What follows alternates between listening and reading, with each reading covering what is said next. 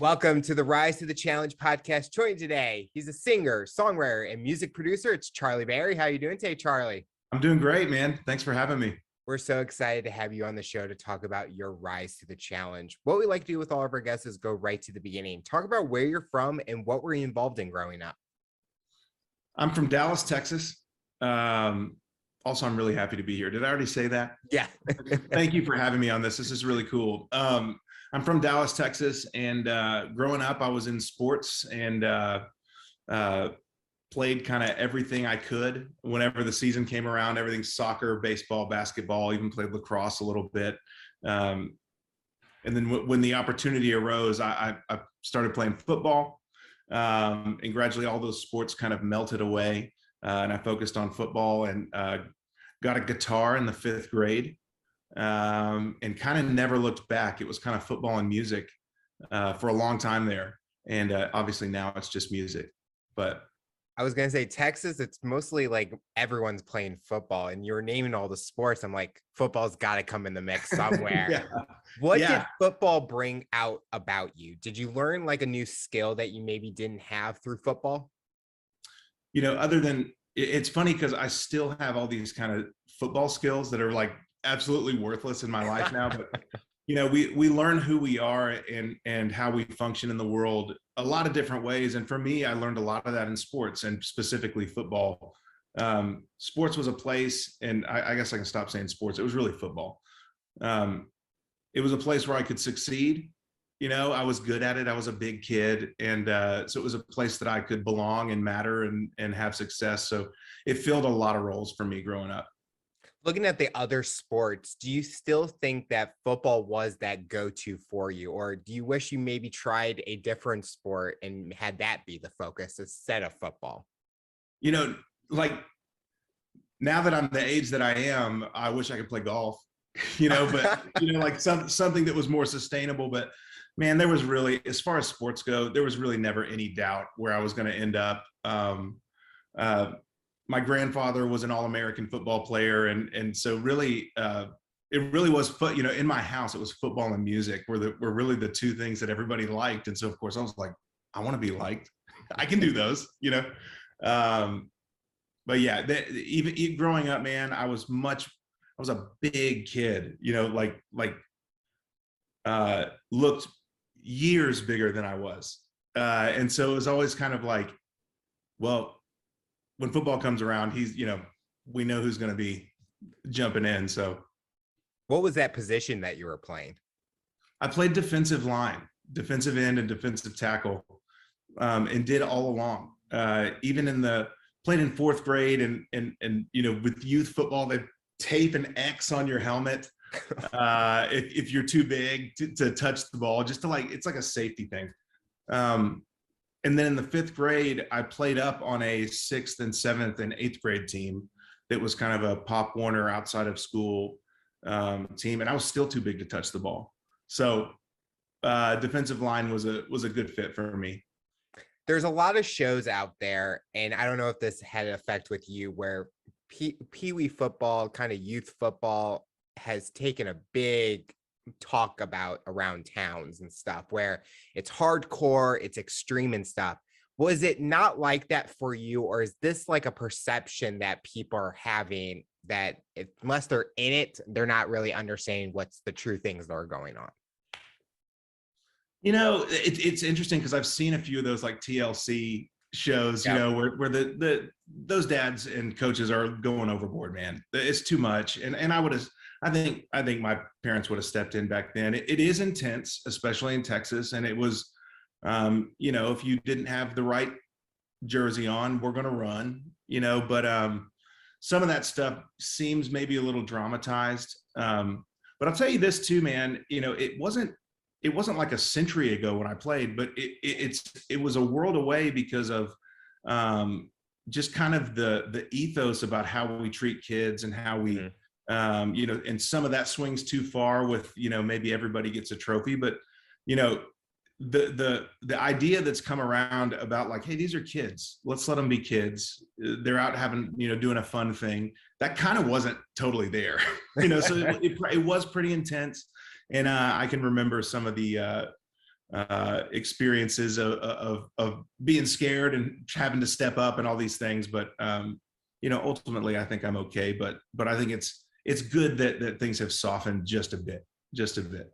I always remember I used to play baseball and I had four different coaches, four different teams. And one coach, I mean, we're like in middle school. He's swearing like crazy, vulgar language. Yeah. And my mom went to a game for the first time and she listened and she goes, "Is he always like this?" And I go, "Oh, you should see him in practice doing the same thing." And it's crazy how, like you said, kids should just enjoy and have fun. And it doesn't need to get competitive until high school where it kind of matters because it ends up, oh, are you going to college and playing and things like that. So I totally agree with the whole stance of, I think it comes down to if the coach is going to get fired based on winning and losing.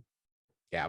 It gets a little more serious. Yes. And until you're at that level, if it's just a dad volunteering or a guy from the youth center that's showing up, that's like, "Hey, I played in high school and I'm going to help you guys out."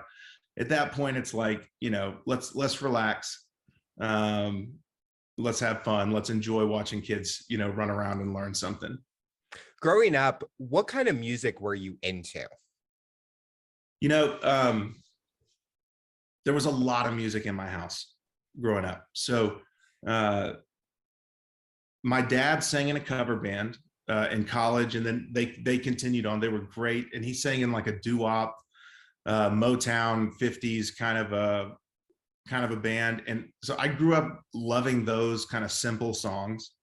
There was a lot of the Laurel Canyon 70s thing happening at my house with Jackson Browne and Tom Petty and all those, that kind of era of rock. And then a lot of top 40, from the late 80s and 90s. It was, Whitney Houston and Phil Collins and all that stuff. And then, gradually as the world shifted its focus towards rock and grunge and all that, I did too, so grew up on that 90s rock and roll stuff too. So is there a genre that if it was the only thing you had to listen to growing up, which one would you pick? Okay, it's an interesting question because it's different. My answer now is different than it would have been then. Yep. So now I as I've become more of a songwriter, the Tom Petty and Jackson Browne and those guys that were really, it was rock and roll songwriting, I'm really into that. But at the time, where I found my identity, which, music is so much about identity and expression and all that. When I was in fourth grade, this was before I had a guitar, before I had considered having a guitar. I'd thought about it because my mom had one and she plays as well. But I remember climbing into the way back of one of those old Suburbans, and back there by myself, and Sweet Home Alabama came onto the radio, which is kind of a cliche song at this point. You've heard it so much that the meaning and the impact of it just is gone before you're even, through the intro. You're like, it's so familiar. But it was the first time I had heard it, and it blew my mind. And so like that was Leonard Skinner was the first thing that I really gravitated towards. And it's kind of the way I make sense of how I've ended up in country music, is that kind of Southern sound. And that country-ish guitar playing really drew me in. But I was really into like Blink-182 and Newfound Glory, and that kind of second wave of pop punk music. So that's the journey a little bit. I love the variety. I think that's so good that you had that variety in different aspects of music and kind of got to hear all different types. Because when I was younger, my dad would always play like rock music, the Eagles, Def Leppard, all that. But then as I got older, you would think, oh, you like what's going on now. No, I'm still like I'm 80s and 90s rock, but all of a sudden I find this love for like EDM dance pop music, those cheesy like you hear at a bowling alley during like cosmic bowling nights, those kind of music, it's like still in me. And my friends always make fun of me, but it's like, that's something I grew up listening, and you kind of find that identity within those songs. Yeah, you can't help it at this point. It becomes part of the fabric of you, When you got the guitar, was it something that your family kind of bonded over? Because you mentioned that your mom played the guitar. and your dad was in a cover band, it was kind of something that you guys could all share and enjoy together. I think yes. My parents have been supportive of really everything I've done. You know, I've chosen a lot of different stuff, but you know, they I think they would have been supportive no matter what. But because they're such music fans, I think me improving and learning a new song and showing them, I don't know, we'd have to ask them, but it's like I think it was probably easier to get excited about that than if I was, you know, knitting or something that they're not particularly into. So yeah, I think it was, and I know for me there was it's funny what we gravitate to as kids because, you know, like I said, my household in general, my dad was into we football and music were things we always could connect on, and it's interesting looking back at my life and going, of course I chose those. Yep. You know, of course I kind of naturally flowed into those things.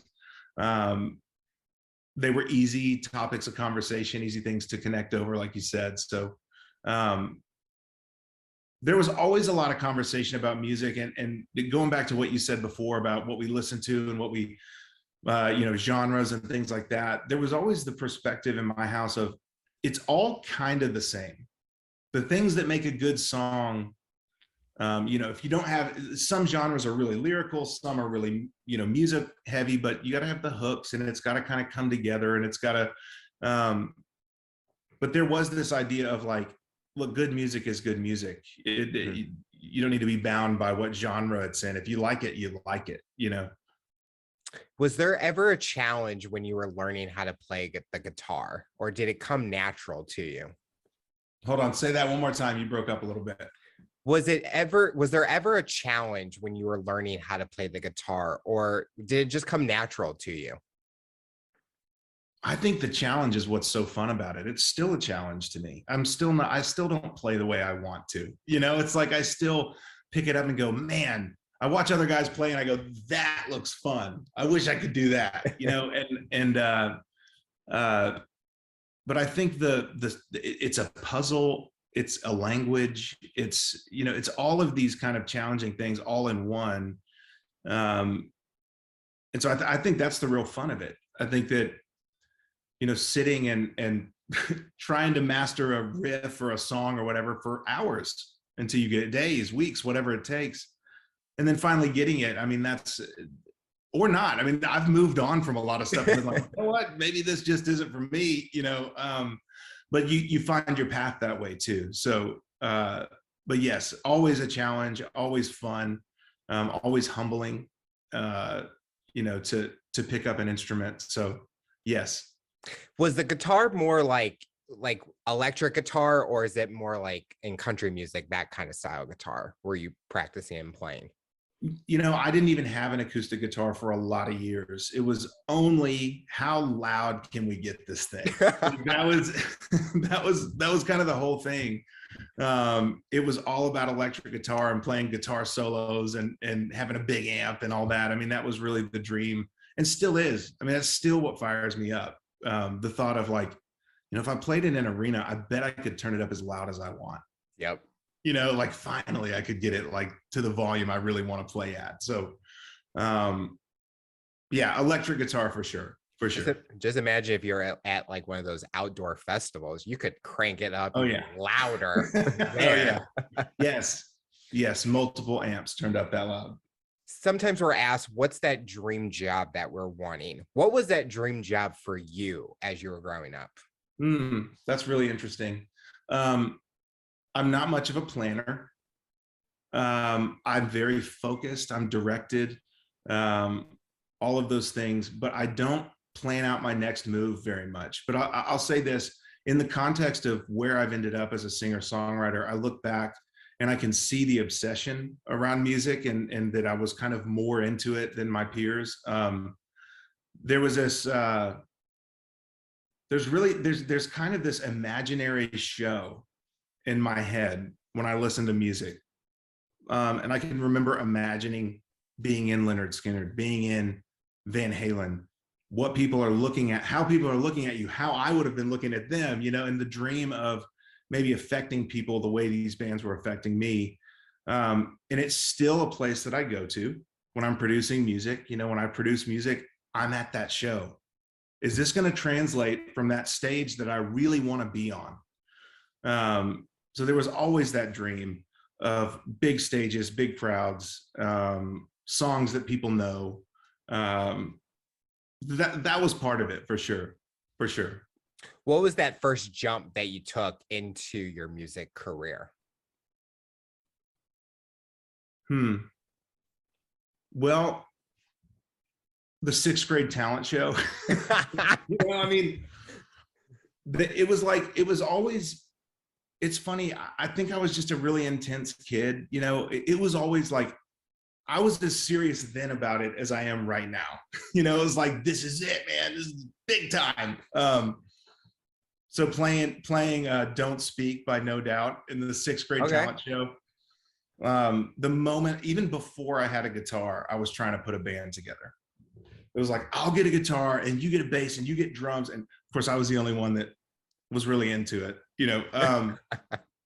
but I wanted to play in bands. I wanted to have songs, write songs, all that stuff.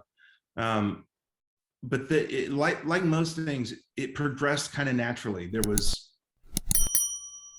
And I thought about it constantly, but played the talent show, 6th, 7th grade, whatever, on and on, got to play a couple parties, formed a band in high school that got to play around Dallas, that kind of stuff. And as we improved, we got better gigs. And so it started feeling possible. But I actually played football through college. And so music was, I can't say on the back burner because it was still a big deal, big part of my identity, how I thought of myself. But it couldn't be my main focus at that time. And so when football ended, it was like, okay, is it LA or Nashville? And I think that was, when I look back, I go, it wasn't really the first step. Maybe all this, stuff was like pre-first step.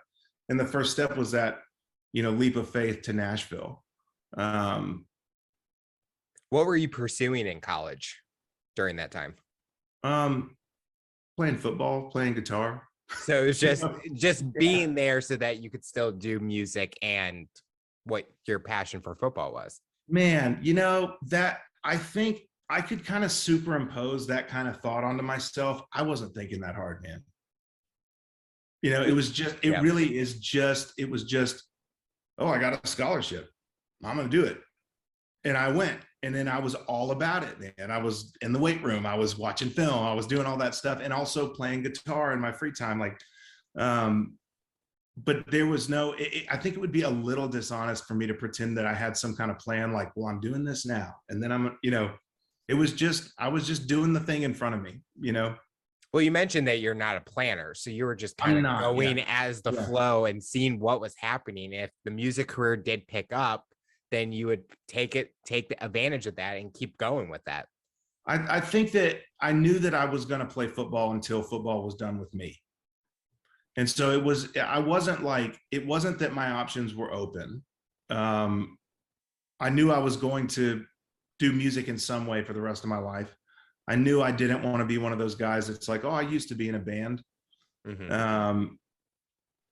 Nothing against that, it ends for everybody at some point, but I was just there, playing football, being the best player I could be, all of that stuff, kind of with my eye on music. But yes, like you said, like I said, I'm not a planner, but I think that might surprise some people given the intensity that I, with which I pursue my passions, my hobbies, whatever. Walk us through the next step after college. What was that next direction for you, and how was that experience going on that path? Okay, so here's a plot twist. So I was rock and roll all the way, right? And I was taking guitar lessons from a guy in Dallas, and he was like, look, the type of, and like I said, I was doing like pop punk music. So the skill required to play that kind of music is not a lot, right? It's not like highly technical. It needs to be musical, all that, whatever. But he was like, hey, you're kind of stagnant. You need you need to take a jazz gig or you need to take a country gig. That's my encouragement to you. Go find one. Pick a genre. So I go on Craigslist and I find this ad and it says, wanted one smoking lead guitar player for a country band. And I was like, well, I've never played country, but I reached out and I cannonballed in, which is kind of my personality. I just into the middle of the room, into the middle of whatever situation, just cannonball.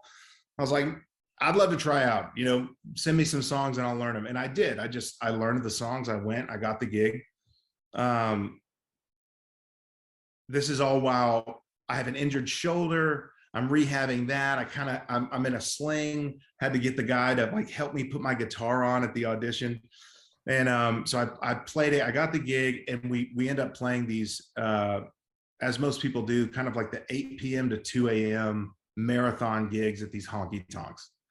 And something really interesting happened while we were playing. I was looking around. First of all, rock had morphed into something that girls didn't really like.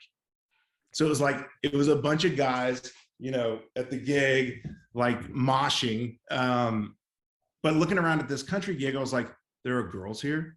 They're smiling. People are dancing. This is fun. It's like the whole vibe was so different to the scene that I had been in. I was like, I think I could do this.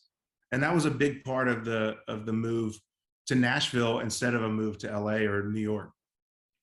That's interesting that it kind of, that one path, like you could have gone in two different directions. Yep. And you kind of with what was best for you, you thought, and it's taken you now towards your journey now where you're at.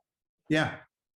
Yeah. Looking back, these things feel meant to be, and maybe so. But yeah, it was really, had I not taken that gig, I think, tell you the truth, I think I was exhausted with where rock music was. It had moved away from the kind of guitar playing I like, and like I said, girls weren't into it. So it was kind of, I was kind of like, the shelf life is kind of up. Did you stay in touch with that band that you were with, or did it eventually, that was the only gig that you had with them and you moved on to something else? With that country band? Yeah. So I was with them for about 6 months, and I still talk to them. I said, every now and then they'll reach out, I'll reach out. I'm really grateful to them for kind of like helping me down this path, and eventually I knew that, by the way, that gig, I was just a guitar player. I was not the singer. And I knew I wanted to be a singer. And I knew I wanted to write songs. I knew that there was something more that I wanted besides just playing guitar. So that was part of the move to Nashville as well. I was like, okay, I want to be a part of this. I want to be a part of the creation of this, the songs, not just playing other people's music. So I moved to the source of the river. I kept going upstream until it was like, I got to move. And like most things, I decided I would move. And 2 weeks later, I lived in Nashville. It's just like, let's do this. And I'm glad I did.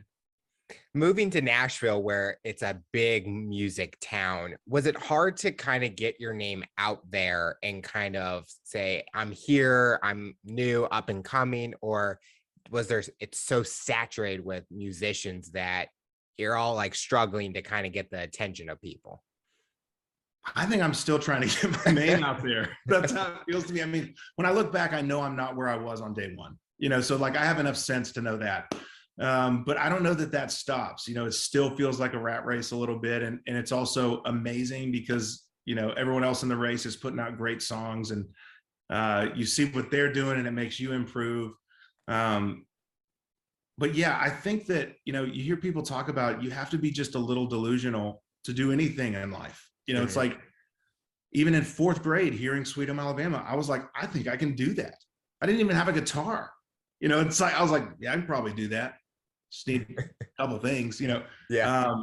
But I felt the same way about Nashville. Is like, I was just crazy enough to think, well, I think I can make this work.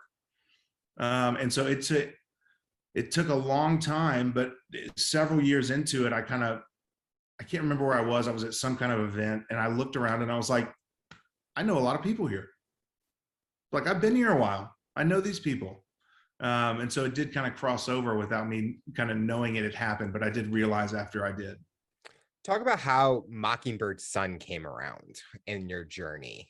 Talk about Okay, that so, experience. yes, I love that band. A guy I grew up with and a friend of a friend. There's a songwriter named Tom Douglas who was a friend of my dad's.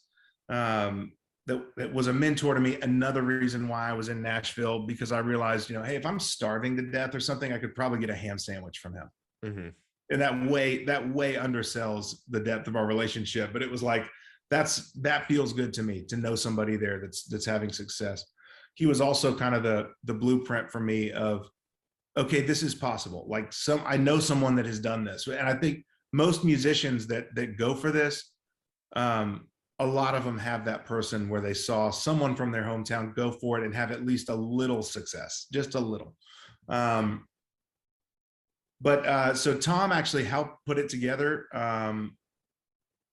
I was wanting to do a harmony band, and we found these guys and put it together, and we sounded really good singing together.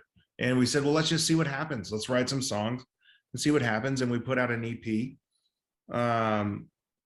This was, 2 years into living in Nashville. We put out an EP. Like 3 weeks later, we had a booking agent and a manager. It was like, wow. And then we were like on the road doing it. It just all happened really quickly. But what was like a memorable gig or an event that you guys performed at? There were so many good ones. There were so many good ones along the way. But some of the better stories, I guess, we opened for Eli Young Band quite a bit. We opened for Toby Keith, opened for a lot of bigger artists. Probably the ones that stick out the most just as a standalone gig, like, wow, that was amazing.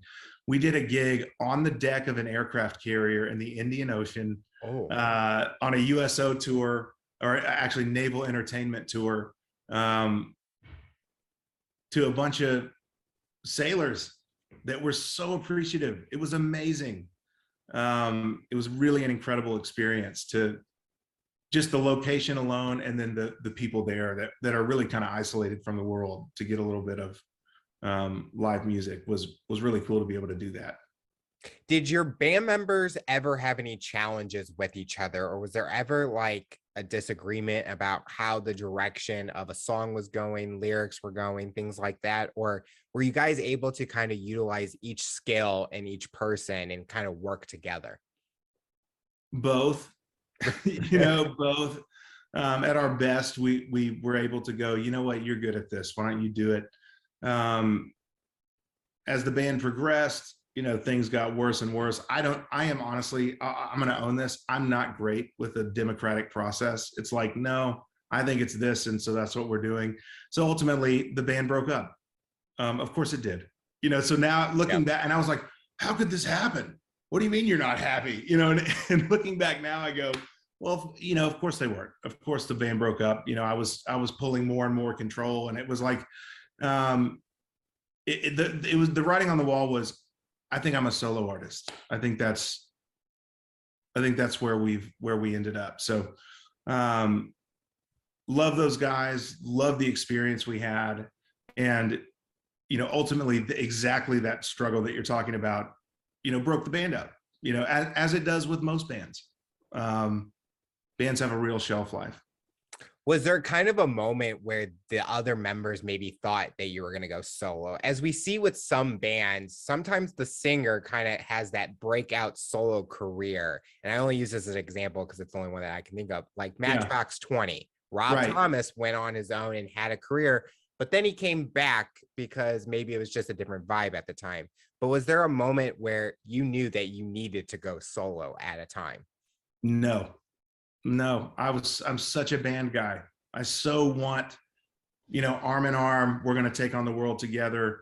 I so wanted that. I'd still like that. I just know better now. I know I'm not actually well suited to that. Still feel like, leading a band into a gig and all of that is still, the relationships with the people you have on stage, that's still one of the best parts to me, if not the best part of this.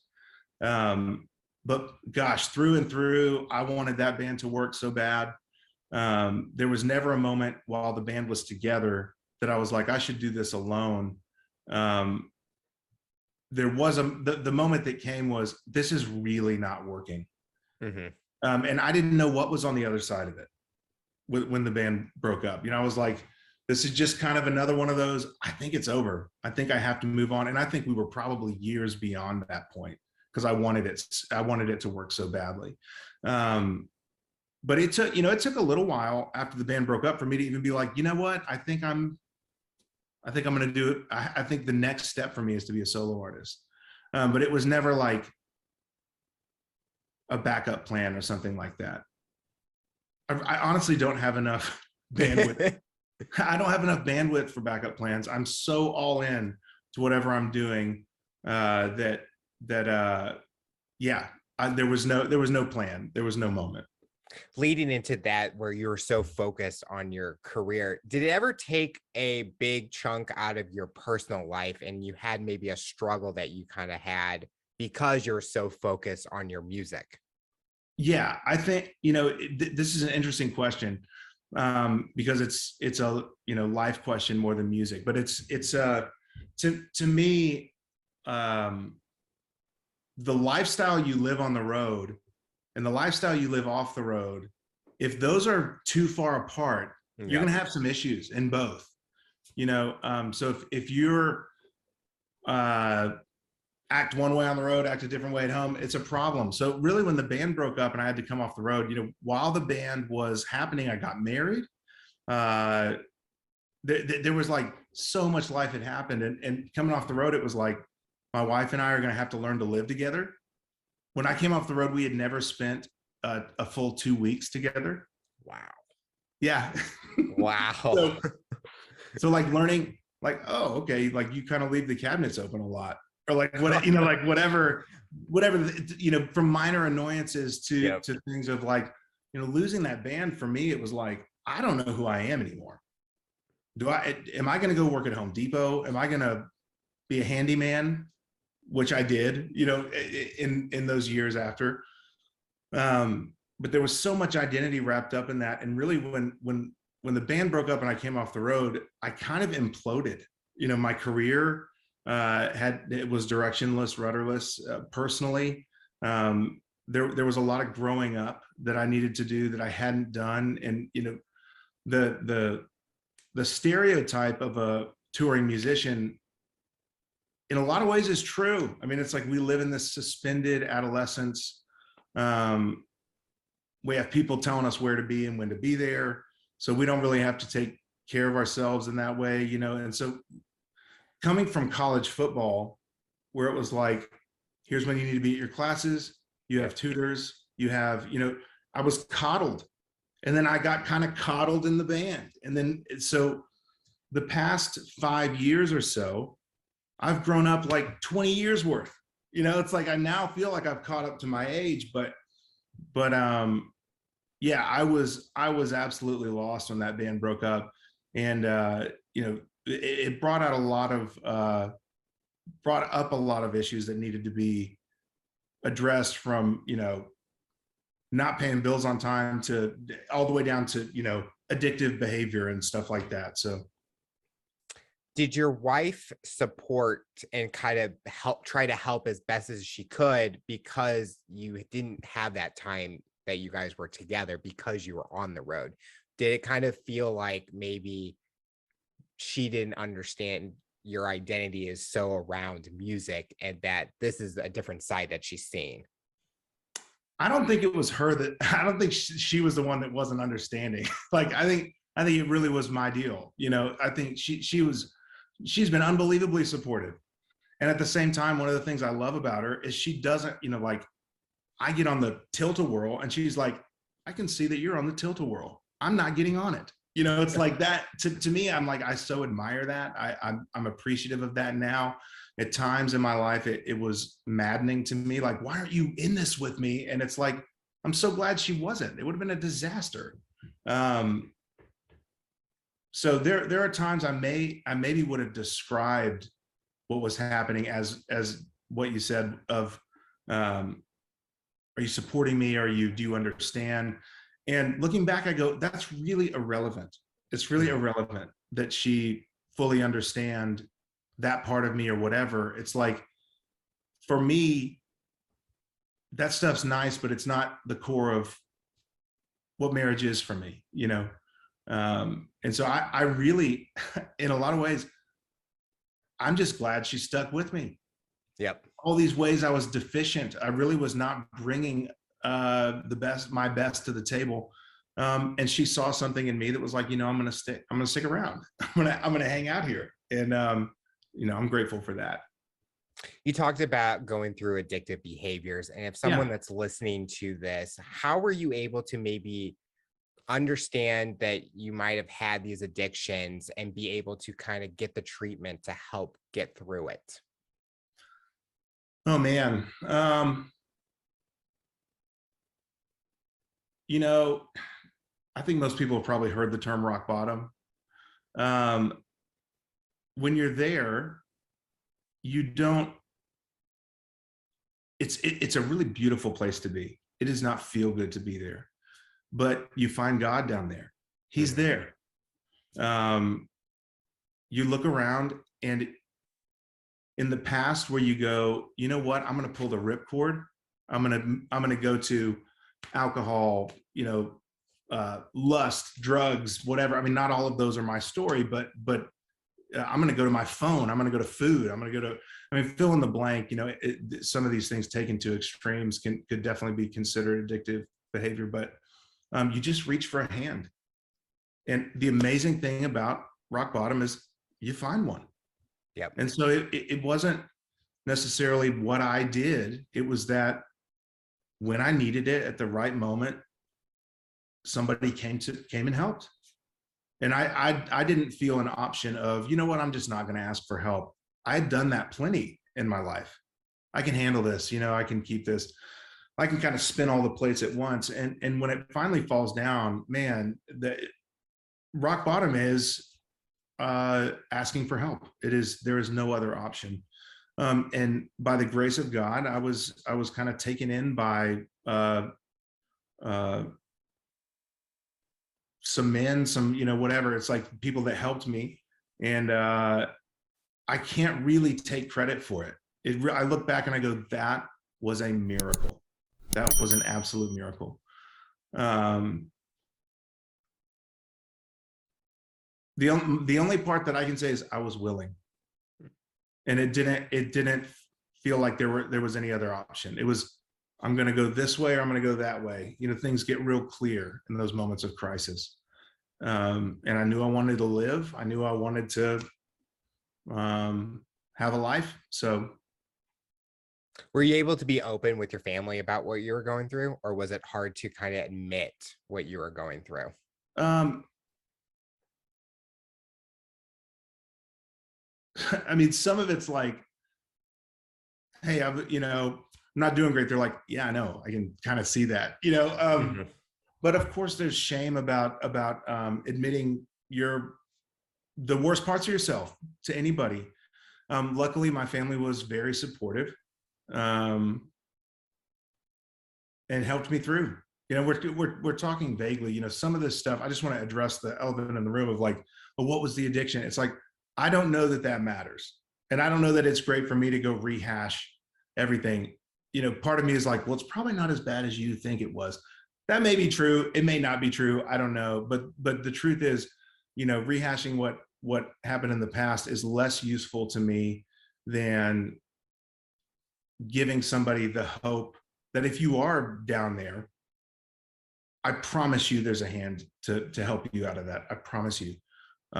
There are all kinds of resources, whatever, 12-step, all of that stuff. It is unbelievable. So yeah, I just wanted to address that so that people know I am on purpose, not going into the details of my own addictive behavior. No, and I totally understand. I think what your message that you're sending, if someone that is listening to this and they're going through something, that they can take what you have gone through and kind of the message and the mission that you had and talking about your experience, they kind of can utilize that and adapt it in a way that maybe it can help them, also, Yeah. even though it could be in completely two different areas, but it's still kind of the same concept and helping. But we're so appreciative that you're open about your journey that you have gone through, because it could help someone that's listening to this, and our listeners love learning maybe something that they're going through our guests that are sharing. Yes. Yes, that's correct. With your music career as a solo, you had a few singles. Has there ever been a song that you kind of wrote that kind of has been very personal, or you might have seen something and it kind of sparked an idea for your song creation? Of the songs that are out, the most personal one is called Outskirts of Grace. It's the last one that I put out. And it's really about this journey of coming off the road and thinking, there's no way she's going to love me still. There's no way God loves me still. There's no way my family's going to accept me. There's no way the world's going to accept me. And then kind of finding out like, yeah, they do. It's like, it's plain and simple. Like, no, they definitely still do. It's not the case for everybody. I'm blessed in that way, but also somebody does, no matter where you've been, there's still a place for you. And that's what that song is about. Knowing that no matter where I've been, what I've been through, God has saved me a place next to him. During these last few years with the pandemic, a lot of traveling has not been happening. So musicians had to be creative and coming up with a way to still kind of be musically and get it out there to their fan base. And something that you did was create content and kind of do some covers and things like that, and still showcase your love for music. How was that for you? And was that something that kind of challenged you to be creative and create those short videos online? I think absolutely. I mean, the pandemic changed so much. Music, which had been a real connection point for me, and it had been a really collaborative process for me, all of a sudden became isolated. So there was, writing songs kind of like we're doing now, like on Zoom, looking at a computer screen, and there was, so, I'll say this too, so much of me getting started on my solo career was the spark was when my dad passed away in 2020. He had a long battle with cancer. He was so brave. I'm so proud of how he did it. But so much of my mind was occupied with that. And when he passed away, it was like, okay, life is short. So by any means necessary, if I'm going to do this, I need to do it now. So started putting out music, and, putting out the covers. It's like, it's interesting to me. I like doing it, and I like doing it, recording my harmonies over a track or whatever. I think that's really fun. So to me, I was like, I'm just glad that there's a place for me to put this, because I kind of am going to be doing this anyway. It's just a matter of, okay, are there people that want to hear this? And there's been a lot of experimenting about how far do I go with the weird humor? How far outside of the country can I go with a cover? What do people respond to? Because as much as there is that little voice in your head saying, be true to yourself, only, and that's a really popular thing that people say, is like, I'm just going to do exactly what I want. And I don't care. And it's like, okay, well, I hope that works. And also for me, a lot of the joy is the relationship with an audience of like, believe it or not, I really do want to put out stuff that people like. I recognize how distracting that can be in the creation process. And sometimes you got to put the blinders on and go, I like this one better. We got to go with that. But, in the back of my mind, I'm like, I do want people to like this. I want to be on that imaginary stage playing for these people that are receiving it and giving back. And, it's a whole relationship. But the pandemic definitely changed how that works. In the few years from when my band broke up to when I started solo career, the entire world had changed with streaming and all of that stuff. It's a whole new world. And it's been fun to figure it out. It's been challenging and fun. Do you have a favorite cover that you've done? I just put out that it's just a chorus of Shania Twain. Yep. Still the one. I like that. I did a full version of Boys of Summer that's on YouTube only. That was great. I mean, I love that song.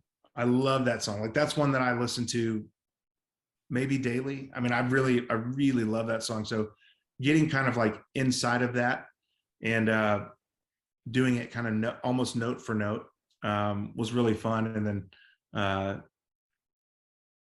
I put out on Spotify, I put out a cover of Missing You by John Waite. So I love that one too.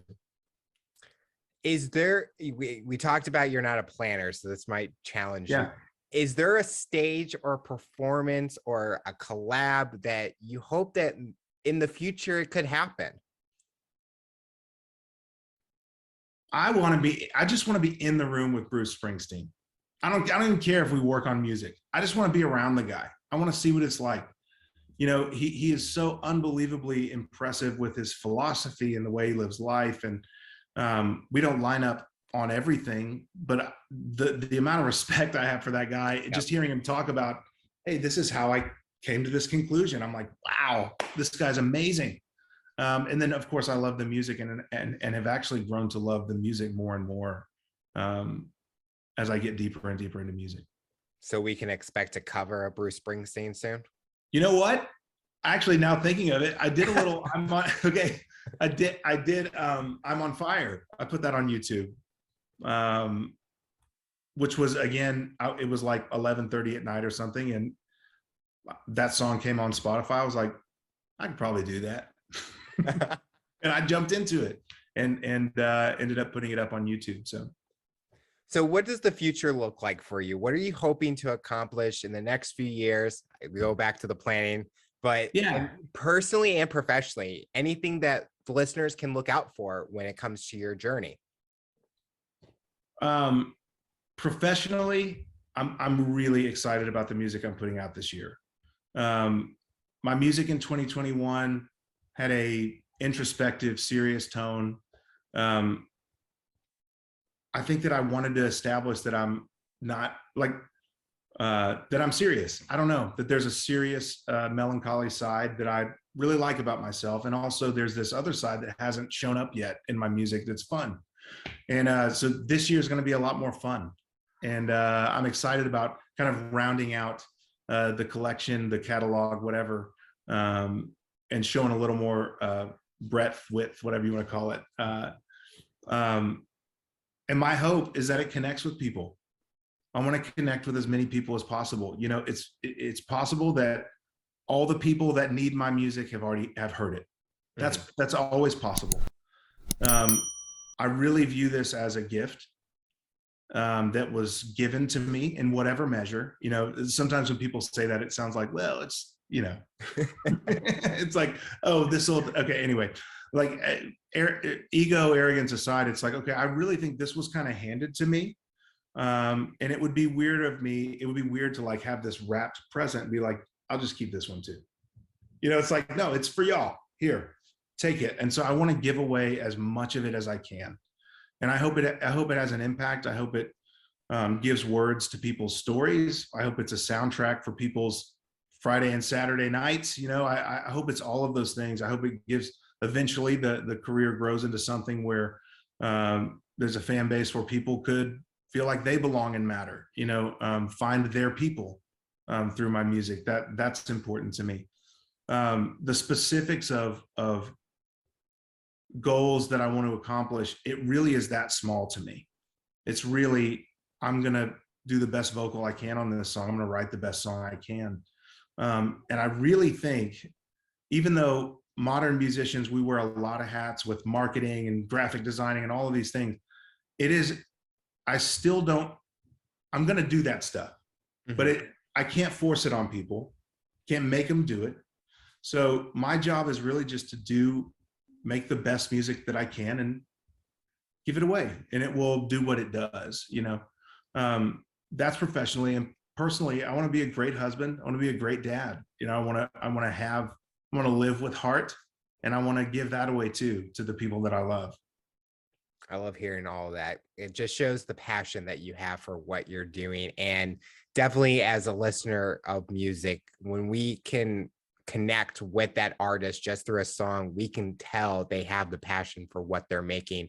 So everyone that's listening, we're excited to see what's next coming out this year for you. But the final question I have for you, Okay. for someone that's listening to this interview based on your journey and experience, what tips or advice would you give them to overcome obstacles, accomplish their goals, and rise to the challenge? Say the three things one more time. Overcome obstacles. Overcome obstacles, accomplish their goals, and Yep. rise to the challenge. Okay. Don't quit, first of all. Yep. Specifically, if you're listening and you're a musician, do what you have to do to keep going. As long as you feel the fire burning, pursue it. Even if you have to work at Starbucks, even if you have to get a side job, whatever, just keep going. You've got something in you that needs to be expressed. And I would say that's true of everybody. You've got this pilot light on inside of you. And if you ignore it, you end up in some weird places, some unfortunate places, because it's gonna come out, and it's a matter of how it does. So creating space for that expression, doing the best job you can at whatever you're doing, realizing that, you know, the results, the admiration, all of that stuff is not necessarily an indication of the quality of your work. You just got to keep going. Just got to keep going and stay connected to people. Find your people, stay connected. None of this stuff is worth accomplishing alone. You know, if it's going to pull you out of connection and all that stuff, it's not worth it. So stay connected. Keep your eyes on you know, where you're heading and where you want to go, and you know, adjust accordingly. Well, Charlie, I want to thank you so much for coming on the show and talking about your rise to the challenge. You're inspiring so many people, and we're excited to see what the future looks like for you. Thanks, Alex.